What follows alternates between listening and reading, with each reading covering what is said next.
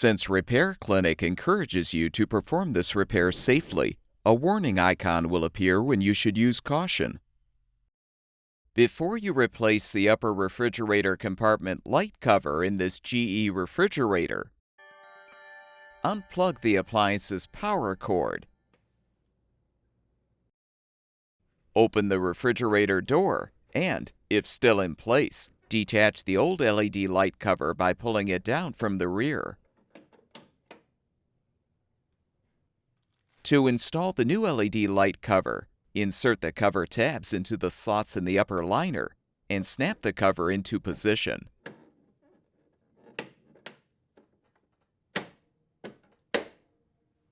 Plug the appliance's power cord back in, and the refrigerator should be ready for use.